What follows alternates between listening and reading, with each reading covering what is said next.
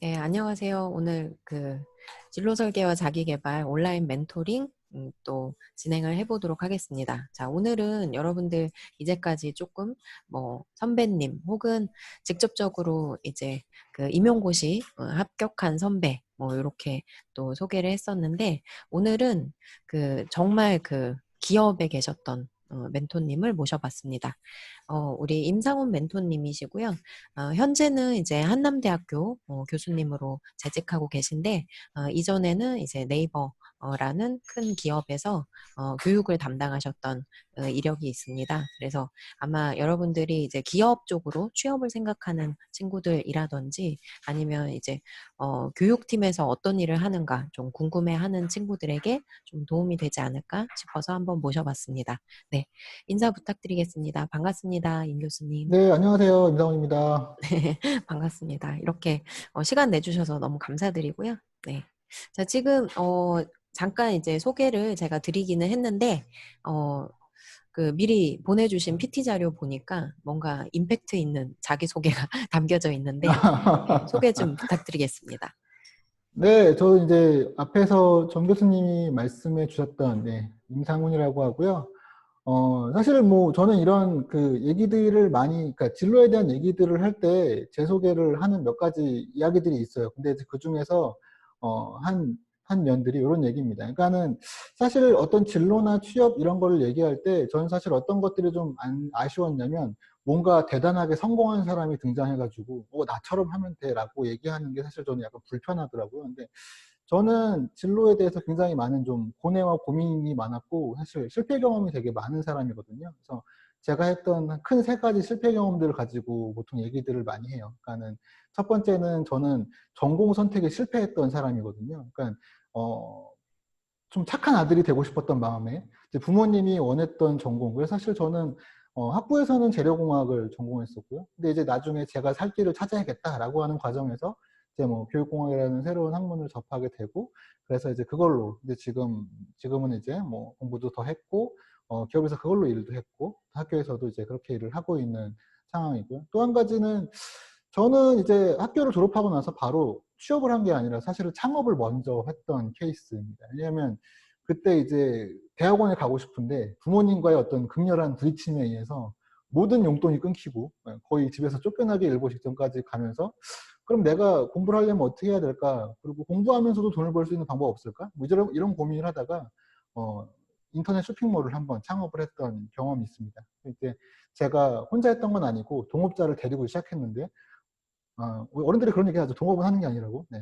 뼈저리게 동업은 하는 게 아니라는 걸 느끼고, 뭐 1년 만에 또 접었던 기억도 있고요. 그 다음에 석사를 마치고는 이제 네이버에 들어가서, 만으로 한 6년 정도 있었던 것 같아요. 있다가 다시 이제 대학으로 넘어와서 지금은 대학에서 근무를 하고 있는. 그러니까 사실 여러 가지 변화도 많았고, 변동들을 많이 겪은 상태에서 또 지금은 여러분들과 또 여기 한남대학교 학생들과 또 이제 진로, 취업 이런 문제들을 좀 이야기하고 있는 중입니다. 창업을 하셨던 거는 제가 처음 듣습니다. 네. 이게 네. 비하인드 스토리라서 제가 잘 얘기는 안 그렇구나. 하지만, 제가 네. 이제 20대 중후반, 그러니까 20대 중후반 여성 타겟의 의류를 팔았던 적이 있어요. 어, 전혀 어울리지 않죠? 네. 실패의 원흉입니다. 아니요. 어, 아니, 궁금하네요. 저도 좀 네. 관심 있는데, 동업은 음. 안 하신다고 하니까, 동업은 안 해야 될 것 같아요. 네. 나중에 이럴 것 잠원만 같아요. 좀 부탁드리겠습니다. 네, 그러면 제가 사실 지금 저희 수업 내용 중에 직무 그리고 역량에 대한 수업을 진행을 하다가 우리 멘토님 모신 거거든요. 그래서 네. 몇 가지 질문을 사전에 전달을 해드렸는데요. 자, 우선은 역량, 지금 이 시대가 역량 중심의 채용 구조로 변화하고 있다. 이런 이야기 많이 하지 않습니까? 네네. 향후에 이런 경향이 더욱 강화될 것으로 예측되고 있는데, 제 생각에는 어떤 네. 준비가 필요하다고 생각하시나요? 일단은 이제 왜 이런 상황이 됐냐를 좀 생각해 봐야 될 것 같아요. 왜 역량이란 얘기가 요구되기 시작했냐. 그러니까 과거에는 내가 뭐 어떤 전공을 했어요 라고 얘기하면 그것만으로 그 사람이 그 관련된 일을 잘할 수 있을 것이다 라고 이제 기대했던 거거든요. 이게 예측이 됐던 거죠. 근데 지금 상황에서 어떤 일들이, 이거 전 세계적인 이제 이슈인데, 이거는 대학을 졸업했는데 실제로 일을 하려고 뽑아놓고 보니까 전공했다고 하지만 전혀 일을 하지 못하는 이제 이런 상황들이 벌어지기 시작한 거죠. 그래서 그 새로 뽑은 직원들을 다시 재교육시키고 육성시키는 과정을 거쳐서 결국에는 원하는 퍼포먼스를 끌어내는 이제 이런 형태로 많이 변질되어 왔는데 이제 그게 전 세계적으로 경기가 좋고 이럴 때는 괜찮았어요. 뭐 우리 회사의 어떤 일원으로 만들어가는 과정이다. 뭐 이제 이런 얘기도 하고 그랬었는데 지금 전반적으로 그런 것들이 좀 많이 어려워졌죠. 전 세계적으로 경기가 어렵고 특히 우리나라도 좀 많이 어려운 부분들이 있고 그러다 보니까 이제는 뽑았을 때 바로 뭔가 이 친구가 좀 성과를 내줬으면 좋겠는 이런 기대를 하기 시작하게 된 거죠. 그러니까 역량이라는 건 결국에는 무엇을 알고 있는가가 아니라 그걸 할 수 있는가에 대한 그 지점으로 이제 돌아가는 거잖아요. 그래서 그러다 보니까 이제 역량을 중심으로 생각하는 분위기, 그것은 결국에는 쉽게 얘기하면 이제 직전감이라고 그러죠. 즉시 전력감의 약자인데 이런 직전감을 요구하는 그런 분위기로 많이 이제 바뀌어가고 있어요. 그러니까 이제는 가급적이면 대학 대졸 신입이라고 하더라도 뭔가 시켰을 때 잘할 수 있을 거라고 기대할 수 있는 거. 그러니까 이제 왜 이제 이런 상황으로 가는 그 또한 큰 그 변화 중에 하나가 이제 상시 채용이라는 분위기랑도 또 이제 같이 맞물려 있거든요. 그러니까 예전에는 공채로 진행할 때는 뭐 1년에 한두 번 정도 그래서 이제 내부 조사를 해가지고 뭐 이번에 우리 전체 부서에 신입이 얼마나 필요할까요? 해가지고 뭐 자 이번엔 여기에 10명, 여기에 5명, 뭐 이제 이런 식으로 그룹으로 뽑아서 채용을 했다 그러면 지금은 어떤 꼭 메워야 되는 TO, 그러니까는 실제로 빈자리가 있어야 채용을 진행하는 이제 이런 것과 같이 연결이 되거든요. 상시 채용이라고 하는 것은. 그러다 보면 그 뽑은 자리에 뽑은 사람이 뭔가 성장하는 데 있어서 빈틈을 주면 안 돼요. 그러니까는 바로 뭔가 할 수 있어야 되는 거죠. 그러다 보니까 자연스럽게 역량, 자연스럽게 직전가, 뭐 이제 이런 얘기들이 좀 나오게 되는 거죠. 그러다 보니까 이제 요즘에 여러분들 왜 대학 입시할 때 그런 거 하잖아요. 내가 좀 점수가 안 좋았어. 내가 성적이 더 잘 나올 수 있었는데 안 좋았어. 그러면 반수를 택하는 학생들이 있죠. 이것처럼 취업도 반수생들이 등장해요. 그러니까는 처음에 취업을 해가지고 한 1년 내외의 경력을 가진 다음에 빠져나오는 거야. 그리고 경력직으로 이직을 하는 게 아니라 신입으로 지원을 하는 거죠. 이걸 올드루키라 그러는데 이 지금 한국 채용 시장의 올드루키 강세가 되게 눈에 띄거든요. 그러니까는 기업의 입장에서는 대졸 신입사원 뽑으면 좋긴 하겠지만 경력이 없다라는 게 약간 부담스럽기도 하고 근데 이제 이 올드루키는 약간 두 가지를 다 채워주는 어떤 약간 좀 변종의 어떤 지원자가 된 거죠. 물론 이거에 대해서 부정적으로 보는 입장도 되게 많기는 한데 어쨌든 지금 상황들이 뭐 그런 흐름들이 좀 있습니다. 그러다 보니까 자연스럽게 역량에 대한 부분들은 계속해서 강조가 되고 있는 거죠.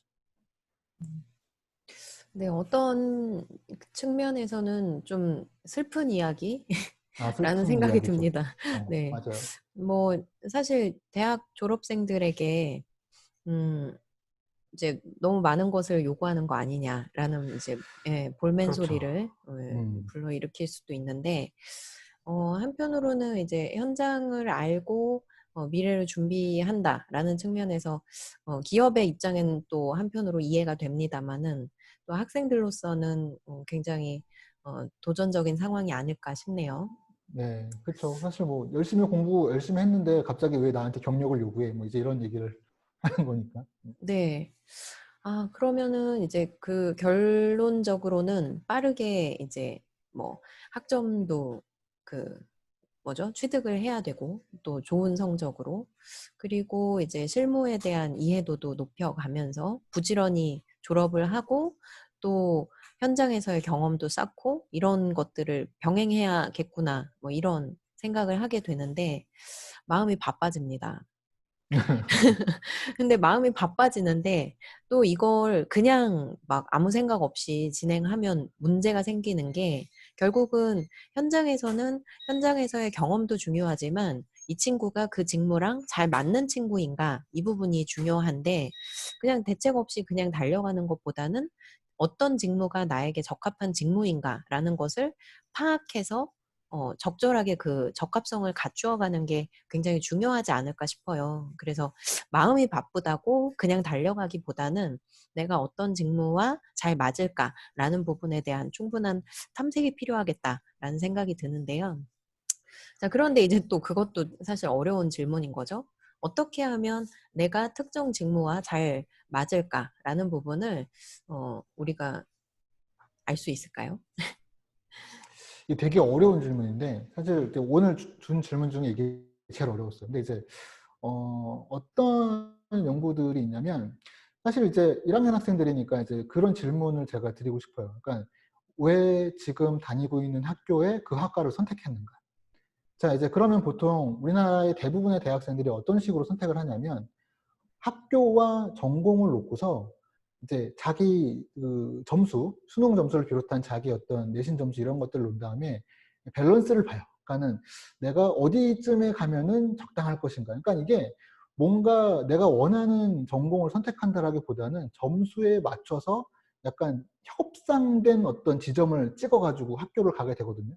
그러다 보니까 물론 지금 뭐 사범대라든지 이런 뭐 약간 특별하게 내가 교사의 꿈이 있어. 뭐 이렇게 온 친구들이 여긴 또 많을 수도 있겠지만 일반적으로 봤을 때는 전공 선택부터가 그냥 맞춰서 이렇게 진행되는 경우들이 많아요. 그 말은 무슨 뜻이냐면 실제로 내가 그 대학에서 공부를 하는 과정에서도 그 전공이 나한테 맞는가에 대한 확신이 없는 경우들이 많이 있고 그냥 시간의 흐름에 따라서 이렇게 지나가다가 어떻게 했는데 취업할 때가 돼서 취업까지 가는 자, 이제 이런 형태로 흘러가게 되는 경우들이 많거든요. 근데 이제 이러면 사실 실제로 그 직무 현장에 들어왔을 때 취업을 해서 업무 현장에 들어왔을 때 굉장히 힘든 상황이 벌어질 가능성이 높아요. 왜냐하면 자기가 기대했던 거나 생각했던 거랑은 전혀 다른 모습의 일들이 기다리고 있을 거거든요. 그래서 일단은 저는 직무의 적합성을 이야기하기 이전에 내가 하는 이 전공 혹은 내가 하고자 하는 일의 직무는 어떤 것인지 직무에 대한 이해를 먼저 갖는 게 필요하다고 생각해요. 근데 이제 제가 저희 학교 학생들이랑 수업을 하면서도 어떤 것들을 느끼냐면 일단 직무라는 거에 대한 컨셉이 없는 친구들이 너무 많고 직무를 뭔지 이해를 못해요. 직무라는 거를. 그리고 직무 분석을 하라 그러면 제대로 된 직무 분석을 할 줄 아는 친구들이 잘 없어요. 그러니까 사실 우선 필요한 건 내가 이 전공을 하고 혹은 내가 이 전공이 아니었지만 내가 하고 싶은 일을 할 때 그 일이 무엇을 하는 것인지를 일단 직무에 대한 이해가 먼저 좀 필요한 것 같고요. 근데 이제 그거보다 앞서는 건 직무에 대한 선호예요. 그러니까는 대충 타협하면서 왔기 때문에 중간 지점을 찍어가면서 왔기 때문에 내가 뭘 좋아하는지에 대해서 잘 생각하지 못한 경우들이 많이 있거든요. 그래서 나는 과연 어떠한 직무를 좀 선호할까? 어떠한 일을 하는 걸 좋아할까? 이런 것들을 먼저 좀 찾아야 되는 게 필요하고 이건 궁극적으로 다 끝까지 올라가면 무슨 얘기로 귀결되냐면 내가 그 일을 하면서 얻으려고 하는 가치가 뭔가라는 거에 대한 생각을 해볼 필요가 있다라는 얘기로 넘어가거든요. 무슨 얘기냐? 많은 경우에 그러면 취업해서 뭐 할 건데? 라고 얘기했을 때 학생들이 돈 벌어야죠. 라고 얘기하는 경우들이 많아요. 그러다 보니까는 뭐 초봉이 얼마인지, 뭐 이제 정규직인지 이런 것들에만 큰 관심을 갖는 경우들이 많이 있는데 사실 일을 하다 보면 그게 물론 중요하지만 일을 하는 절대적인 이유가 될 수는 없거든요. 그래서 일에 대한 가치를 좀 찾아야 되기도 하고 요즘 같은 경우에는 그런 그 직업 시장에서 중요하게 다뤄지는 키워드 지금 현재 어떤 그 노동 시장을 대표하는 키워드 중에 하나가 워크 앤 라이프 밸런스라는 단어잖아요. 소위 워라밸이라고 하는 건데 이 워라밸과도 연결될 수 있는 문제가 되는 게 뭐냐면 워크와 라이프가 중요한 게 아니라 밸런스라는 단어가 되게 중요한 거거든요. 그러니까 나는 이 밸런스를 어디다가 중요도를 두고 유지를 할 것인가. 이거는 굉장히 주관적인 얘기예요. 어디에 좀 더 큰 비중을 두고 어디에 덜 둘 건지. 근데 이제 이런 것들을 결정하려고 그러면 결국에는 내가 돈을 벌어서 무엇에 쓰려고 하는가? 돈을 버는 활동 자체를 어떤 가치를 부여할 것인가? 이런 것들이 좀 고민이 돼야지만 이런 것들이 선택이 되고 또 그 다음으로 연결될 수도 있고 이제 이런 과정이 필요하기 때문에 어쨌든 지금에 있어서는 특히 저학년이라면 내가 무엇을 하길 원하는가? 그리고 그것은 어떤 것인가? 이제 이런 것들을 먼저 생각해 보는 게 필요하다. 뭐 이렇게 얘기를 할 수가 있을 것 같아요. 음. 네. 그래서 말씀을 듣다 보니까 직무 적합성을 파악하기 전에 직무가 무엇인지 파악하는 게 네. 중요하겠구나. 그런 부분 굉장히 동의하고요. 그다음에 이제 직업을 통해서 내가 얻고자 하는 가치가 무엇인가라는 부분을 명확하게 아는 것도 필요하겠네요. 자, 그런데 이제 학생들 입장에서는 이제 학교에 막 이제 입학을 했고, 또 어떤 친구들은 학교에 한 번도 안 와본 친구들도 있고요.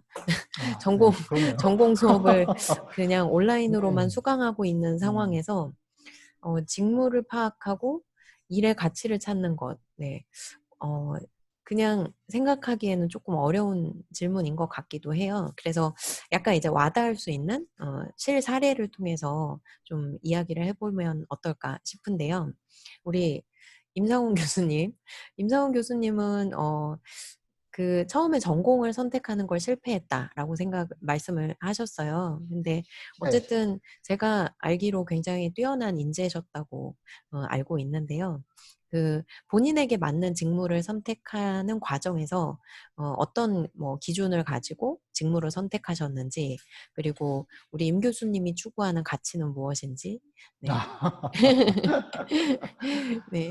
어, 사실 이 질문이 제일 어려울지도 음, 몰라. 네, 진짜 이거 어려운 나에 대한 질문인데, 얘기니까. 네. 네.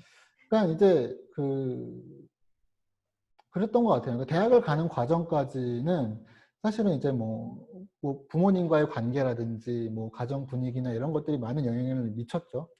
그래서 일단 대학을 갔는데, 어, 제가 대학 갈 때 착각했던 게 하나 있었는데 뭐였냐면, 내가 지금 고등학교 때 힘들어했던 공부들이 대학에 가면은 좀 덜 할 것이다. 대학 공부는 좀 더 수월할 것이다. 뭐 이제 이런 그 말도 안 되는 생각을 하면서 대학을 이제 간 거죠. 그랬는데 막상 대학에 가서 부딪혔을 때 제가 그 가장 많이 했던 생각은 뭐냐면, 내가 지금 배우고 있는 이런 일들을 가지고 내가 평생을 살아야 될 수도 있는데 내가 과연 이게 가능한 걸까? 나는 이 일을 하고서 평생 사는 게 과연 나는 맞는 걸까? 잘할 수 있을까? 그러니까 뭐 행복할까 그 이전에 나는 과연 이걸 잘할 수 있을까에 대한 자신감이 별로 없었던 것 같아요. 그러다 보니까 그러면 내가 좀 좋아하고 잘할 수 있는 일은 뭘까라는 것에 대한 그 고민들이 굉장히 많았죠. 그래서 저 같은 경우는 사실 이제 그거에 대해서 본격적으로 고민하기 시작한 게 대학교 2학년을 마치고 이제 군대를 갔다 와서 이제 그 1년 동안 휴학을 했었거든요. 그게 이제 제가 군대 갈 때 부모님과 해왔던 약속이었어요. 그러니까 제가 군대를 갔다 오면 1년을 꼭 쉬고 싶다고. 왜냐하면 그때 제가 하고 싶었던 것들이 있었어요. 그래가지고 그 기간 동안에 진로 탐색을 했죠, 사실. 뭘 했냐면 그때 뭐 그 컴퓨터 강사도 좀 해봤었고요. 그다음에 제가 그때 당시에 갖고 있던 사실 꿈은 뭐였냐면 그 방송국의 PD, 다큐멘터리 PD가 원래 꿈이었어요. 대학 다닐 때는. 그러니까 공대를 다니는데 다큐멘터리 PD를 꿈꿨던 이제 뭐 이런 상황이었는데, 그래서 그때 이제 PD의 업에 대해서 이 실제 일을 하고 있는 사람들, 그다음에 언론고시를 준비하는 사람들의 모임이라든지 이런 데들을 나가면서 실제적으로 이 PD라는 일이 어떤 것들을 하는 것인지를 사실 그 경험할 수 있는 기회를 많이 만들었었어요. 근데 그때에 제가 1년 동안 그 과정을 거치면서 내렸던 결론은 뭐였냐면, 나중에 복학할 때는 PD는 내 길이 아니다라는 결론을 내리고 복학을 한 거였거든요. 그러니까는 그 과정에 만약에 없었다면 저는 대학 졸업해서 또 비슷한 그런 과정들을 겪었을 수 있는데, 일단 한번 테스트를 해봤다는 거. 그래서 돌아와서는 그러면은 내가 좋아하는 것과 잘할 수 있는 거를 연결할 수 있는 다른 건 뭐가 있을까라는 거에 대한 그런 계속한 탐색 과정들이 있었던 거죠. 그러다가 이제 교육공학이라는 것을 알게 되고, 그다음에 거기서 일을 하고 있는 사람들을 만나게 되고, 실제적으로 그게 어떤 일인지를 그 얘기를 듣게 되면서 아, 이게 내가 잘할 수 있는 일이겠구나라는 생각을 좀 하게 됐고요. 그래서 제가 이제 창업을 바로 했다 뭐 이런 얘기를 했는데, 그 창업의 과정에서 사실은 제가 아르바이트로 하던 다른 일이 있었어요. 그게 뭐였냐면 그런 그 교육공학과 관련된, 그러니까는 그 사이버 대학의 콘텐츠를 제작하는 이제 그런 그 회사에서 아르바이트를 했었었거든요. 그게 이제 저로서는 또 하나의 또 탐색의 과정이었던 거죠. 그렇다면 이거는 나한테 어울리는 것인가? 그러면서 이제 대학원 준비를 하면서 뭐 창업도 하면서 이제 굉장히 분주하게 20대 중반을 보냈거든요. 이제 그런 과정들이 있었던 거죠. 결국에는 뭔가 내가 움직여서 시도하는 게 필요해요. 그러니까 그러려면 사실 에너지가 좀 높아야 돼요. 그러니까 저도 이제 학생들한테 많이 얘기하는 단어 중에 하나가 텐션이라는 단어인데, 요즘 학생들이 많이 좀 다운되어 있는 경우들이 많이 있거든요. 그러니까 근데 사실은 에너지가 좀 있고 텐션을 좀 높은 상태로 유지하면서 내가 뭔가를 좀 시도해야지만 뭔가 적합한 직무들을 찾아가고 또 이게 맞구나 아니구나 이런 것들을 계속해서 판단할 수 있는 계기가 좀 될 수 있는 것 같아요. 네, 말씀을 들어보니까 결국은 이제 답을 찾아가는 과정 속에서 중요한 것은 다양한 사람들을 만나서 이제 아, 만남을 그렇죠. 네. 갖고, 예, 그리고 이제 다양한 경험을 통해서 이건 맞구나, 아니구나, 이걸 확인해가는 일련의 과정이 필요한 것 같다라는 생각이 네. 듭니다. 부지런해야겠네요. 아, 그쵸. 약간, 네, 그래야 텐션, 되는 것 네. 같긴 해요. 네. 음, 어, 또 몰랐던 임 교수님의 몰랐던 과거를 알아가는 재미도 있습니다. 그래서 제가 아는 분이 네. 있는데 그분은 소개팅을 100번도 넘게 했대요. 아, 근데 네. 그 소개팅을 하면서 이 사람이 맞나 아닌가를 판단하는 그 과정으로 소개팅을 잡지 않고 그 사람이 살아가는 환경이나 그 사람의 직업에 대해서 탐구하는 시간으로 정의를 했대요. 그래서 이제 그렇게 얘기를 나누다가 나랑 정말 핏이 잘 맞으면 뭐 네. 교제까지 가는 거고, 그렇지 음, 않으면 그 사람을 통해서 그 사람이 소속되어 있는 세상에 대해서 알게 되는 기회를 갖는 거니까 서로에게 또 유의미한 시간이 되는 거고. 거의 에너지의 끝인 것 같은데? 네. 네, 아무튼 그분 생각이 갑자기 났습니다. 아, 네. 그래서 저도 사실 이렇게 멘토를 초청해서 말씀 듣는 거를 굉장히 좋아하는 게, 제가 전할 수 없는 세상의 이야기를 멘토님을 통해서 듣는 게 학생들 입장에서도 굉장히 흥미로울 것 같아요. 네. 그래서 어쨌든 함께 해주셔서 너무 다시 한번 감사드리고요. 자, 아닙니다. 그리고 이제 또 어려운 질문 또 하나 드렸습니다. 이게, 최근에 등장한 그 AI 면접, 이라는 방식이 있는데 학생들이 이제 물론 이제 불쾌감이 좀 있기는 합니다. 뭐 내가 감히 기계가 나를 감히 평가해? 뭐 이런 그 생각도 있기는 하지만 또 한편으로는 굉장히 두려운 그 방식이 음, 아닌가 싶어요. 어떻게 대응해야 되지? 뭐 이런 것이 정말 감을 잡기 어려운 부분이 있는데, 어, 앞으로 이제 언택트 시대가 더 장기화될수록 이런 방식이 더 일반화되지 않을까라는 전망이 또 커지고 있습니다. 어떤 준비가 필요하다고 생각하시는지 질문 드려봤어요. 사실 제가 최근에 뭐 기관에서 하는 그 채용에 제가 면접관으로 그 갔던 적이 있어요. 외부 면접관으로 갔었는데, 그날 제가 면접 준비 전에, 그러니까 면접에 들어가기 전에 되게 고민했던 문제가 한 가지 있는데 뭐였냐면, 지금 상황이 이렇다 보니까 그 면접에 온 사람을 마스크를 쓴 상태로 면접을 해야 되는 건가? 이걸 가지고 제가 가기 전에 되게 고민을 많이 했었거든요. 왜 그랬냐면, 마스크를 쓴 상태에서 면접을 해야 한다고 하면 내가 알고 싶은 약간 반응이나 정보들을 캐치하기가 쉽지 않겠구나라는 생각을 좀 했었어요. 근데 물론 다행히도 앞에 이제 그 플라스틱 막을 놓고 마스크를 벗은 상태에서 진행을 하면서 저도 제가 얻고 싶었던, 그러니까 질문하면서 알고 싶었던 것들을 캐치하는 것. 그게 이제 단순히 언어적인 것뿐만 아니라 약간 다른 어떤 비언어적 요소들을 캐치하는 데 많이 도움을 받았는데, 이제 왜 이런 얘기를 하면 시작을 하냐면, 사실 우리가 채용이라는 과정들을 생각해 보면 어떠한 일들이 이제 있는가 보면 처음에 서류라는 단계가 있죠. 근데 이제 이 서류라는 걸 통해서 알 수 있는 건 굉장히 그 사람에 대한 증명 가능한 객관적 정보들이에요. 그러니까는 그게 그 사람의 모든 걸 설명할 수는 없는 거고, 그냥 그 사람이 이렇게 살았구나라는 걸 객관적으로 판단할 수 있는 정보들이거든요. 근데 이제 그것만으로는 그 사람을 이해하는 데 부족하죠. 그래서 그 뭐 자소서 같은 거를 또 받게 되는 거고, 그걸로도 부족하니까 이제 면접 같은 걸 하게 된 거고. 근데 최근 들어서 이제 이러한 일반적인 채용의 프로세스에 변화들이 좀 많이 심하게 생기기 시작했죠. 그게 뭐였냐면, 첫 번째로는 인적성 검사 같은 검사의 등장이에요. 근데 이제 인적성 검사가 시작된 지는 꽤 오래됐는데, 지금 인적성이 왜 더 중요해졌냐면, 블라인드 채용과 같은, 그러니까 그 이전 단계, 그러니까 서류 단계에서의 얻을 수 있는 정보들이 점점 더 줄어들고 있는 상황이거든요. 그러니까 객관화된 정보를 얻는 게 어려운 거예요. 그러다 보니까 인적성을 통해서 그 사람이 갖고 있는 어떤 뭐 이게 인성적 측면과 지적 측면들을 같이 이제 판단해 보고자 하는 건데, 이제 이런 단계가 하나 더 들어가고 그걸 바탕으로 또 이제 면접이나 이후 단계들이 이어지게 되죠. 근데 이제 이 인적성 검사는 사실상 서류에서 얻을 수 없는 정보들을 캐치하는 게 그러니까 핵심이거든요. 근데 이제 AI 면접 같은 게 들어온다라는 건 사실은 이제 그 다음 단계, 그러니까 이 AI 면접 보통 서류나 인적성 다음에 이루어지게 되는데, 그 다음은 이제 실제 면접이죠. 이 실제 면접을 가기 전에 면접관들이 알았으면 좋겠는, 하지만 그 이전 단계에서는 알 수 없었던 내용들을 추출하는 것, 이게 사실은 많이 기여를 하거든요. 그러니까 결국에는 그 사람이 갖고 있는 내면에 잘 드러나지 않았던 것들, 기존의 채용 프로세스에서는 알 수 없었던 것들을 계속해서 더 끌어내고자 하는 그런 노력들인 거예요.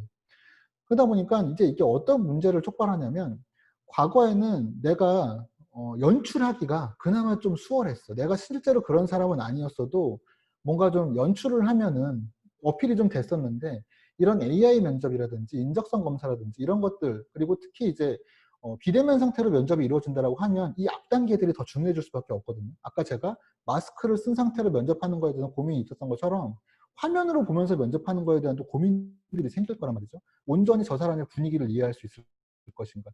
그러다 보니까 이 AI 면접들도 이전 그 다음번에 면접을 이루어지기 위해서 필요한 사전 정보를 추출하는 데 애를 쓸 거란 말이에요. 그 얘기는 결국에는 우리가 그동안 어떤 연출되고 표면적으로 표현하려고 했던 것들, 이런 것들에 초점을 두는 거 이전에 사실은 내가 있는 그대로의 나를 어떻게 하면 잘 표현할 수 있을까에 대한 고민들이 필요하다는 거죠. 그러니까 AI 면접 같은 거를 통해서 또 질문들에 계속 대답을 하다 보면 결국엔 나의 내면이 다 들통나기가 쉬워질 거거든요. 그러니까는 자꾸 거짓말로 뭔가 서류를 꾸미려고 한다든지 이렇게 하기보다는 있는 그대로의 나를 좀 잘 표현해내는 것, 그리고 그런 있는 그대로의 나와 회사에 맞춰야 될 것도 분명히 생기거든요. 뭐 인재상이라든지 직무에 관련된 부분이라든지 맞춰야 될 거 생기는데, 이런 것들을 어떻게 좀 잘 효과적으로 연결할 것인지, 이런 그 흐름에 대한 고민들이 더 필요할 거다, 이렇게 생각이 좀 들어요.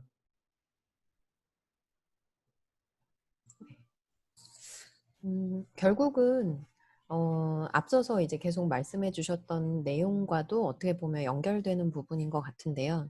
그러니까 AI가 중요한 것이 아니라 내가 얼마나 나에 대해서 잘 알고 있고 나를 잘 표현할 수 있는가, 음, 그대로를 잘 보여줄 수 있는가, 그리고 보여진 나가 어떤 특정 기업이라든지 직무와 얼마나 잘 연결될 수 있는가의 그 연결고리를 찾는 과정이 결국은 중요한 것 같습니다.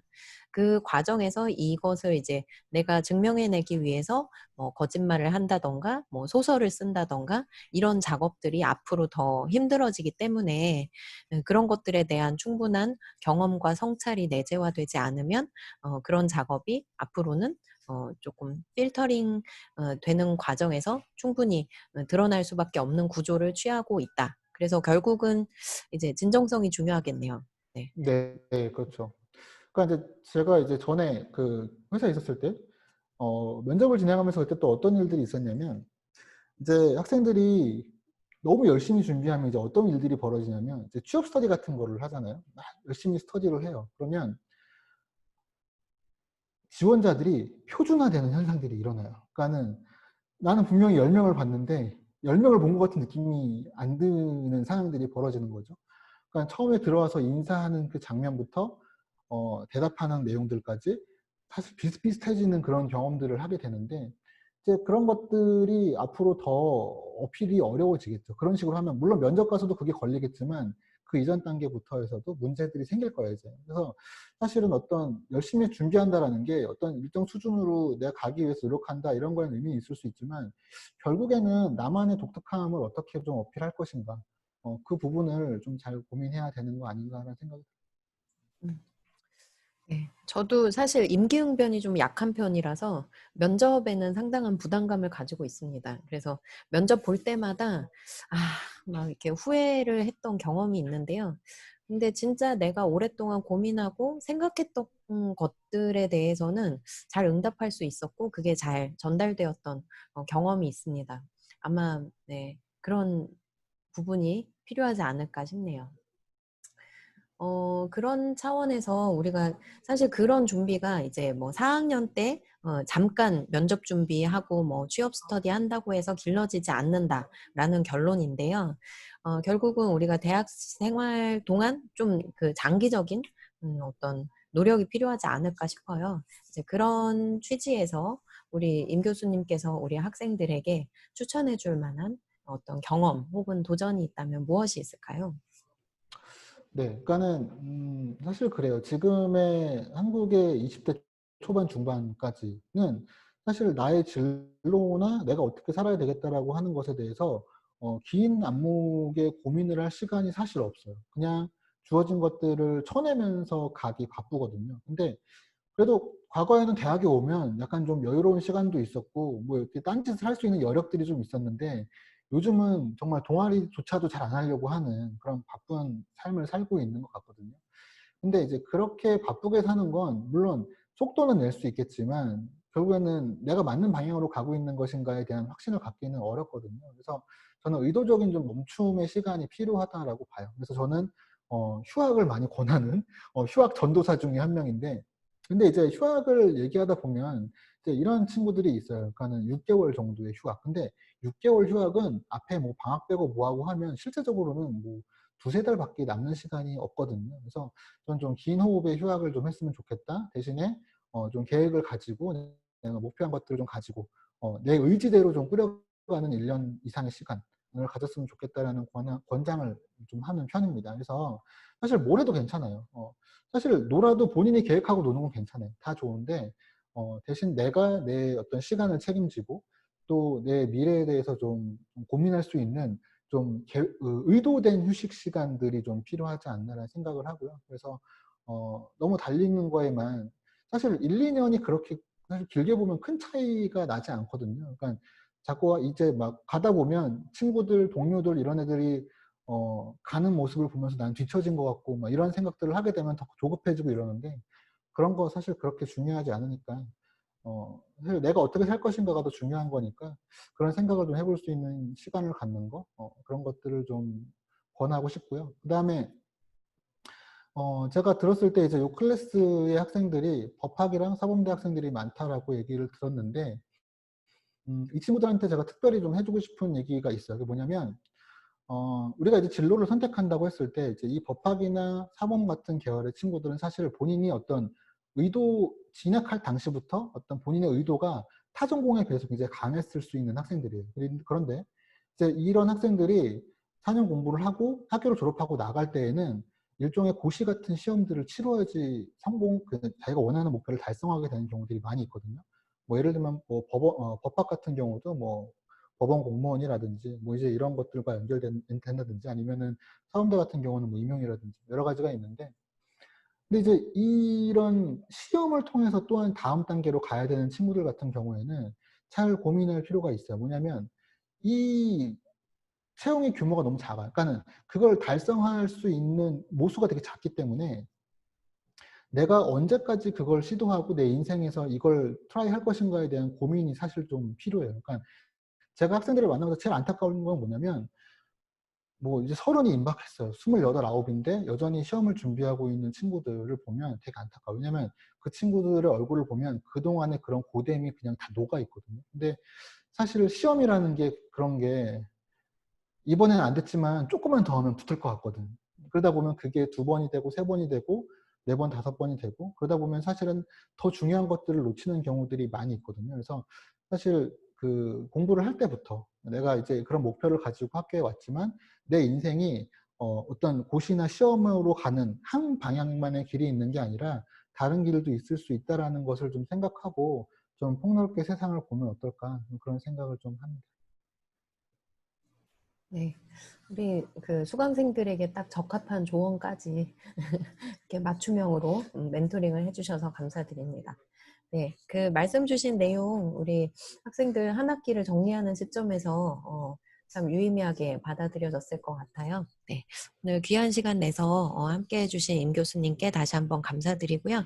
다음에 기회가 되면은 또 오프라인으로 초청해서 얼굴 뵀으면 좋겠네요. 네. 아, 네, 뭐, 저는 언제든지, 네, 좋습니다. 네. 네, 감사합니다. 네. 네, 건강하시고요. 다음 감사합니다. 기회에 또 네, 뵙도록 하겠습니다. 네, 감사합니다. 고맙습니다.